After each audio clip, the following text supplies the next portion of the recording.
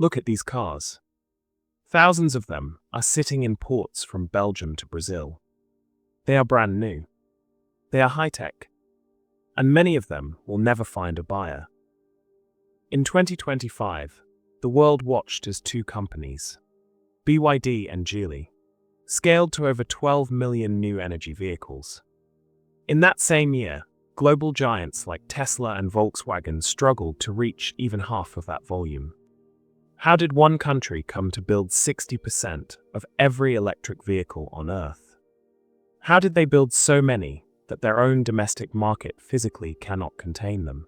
And why is this massive oversupply now threatening to bankrupt car companies thousands of miles away? This is not just a story about better technology.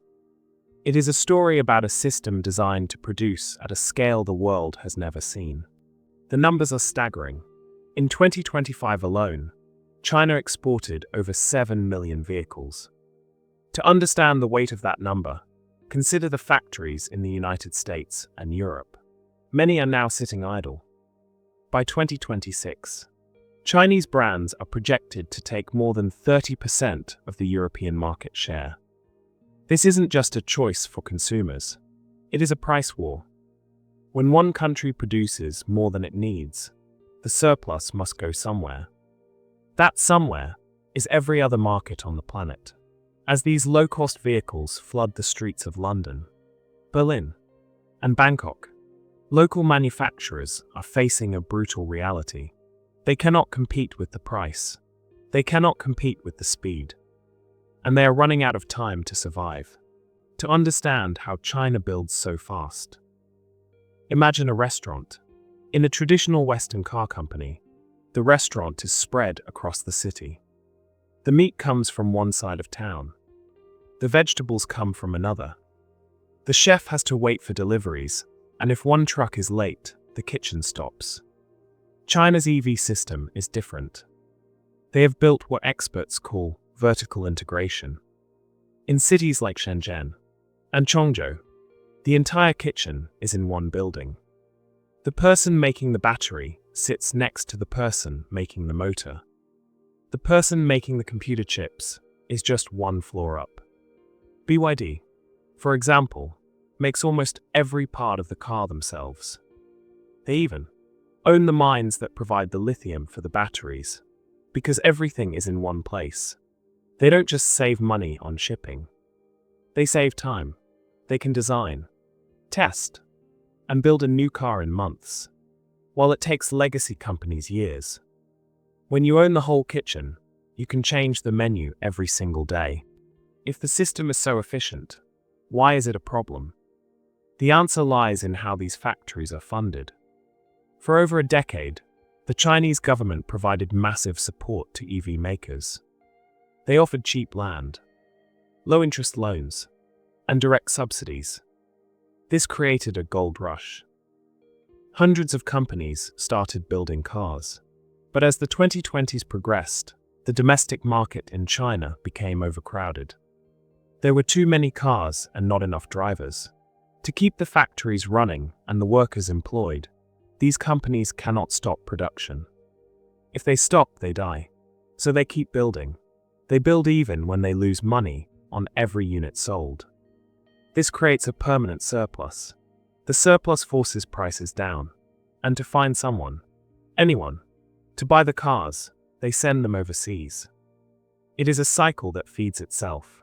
More production leads to lower prices, which leads to more exports, which puts more pressure on the rest of the world. There are two ways to look at this. Some experts see this as a win for the planet. They argue that if we want to stop climate change, we need cheap electric cars. China has done what no one else could. They made EVs affordable for the middle class. They believe the flooding of the market is simply the fastest way to kill the internal combustion engine. But other experts see a darker picture. They argue that this isn't fair competition. They see it as predatory pricing. If Chinese companies are supported by their government to sell cars at a loss, they will eventually drive Western companies out of business. Once the competition is gone, they will have a global monopoly on transportation. In Europe, labor unions are terrified. They argue that 13 million jobs depend on the local auto industry. If those factories close because they cannot compete with subsidized prices, the economic fallout will be permanent. We are entering a new era of the global economy. For 100 years, Germany, Japan, and the United States decided what the world drove. That era is ending. In 2025, China surpassed Japan to become the world's largest auto exporter. This is not just about moving metal. It is about moving technology. Modern EVs are essentially rolling computers. By controlling the hardware and the software, China is gaining a massive lead in data and artificial intelligence.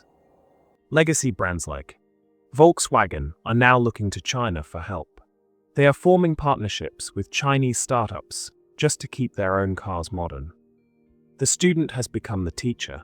The long-term consequence is a world where the entire supply chain, from the lithium in the ground to the software in the dashboard, is controlled by one region.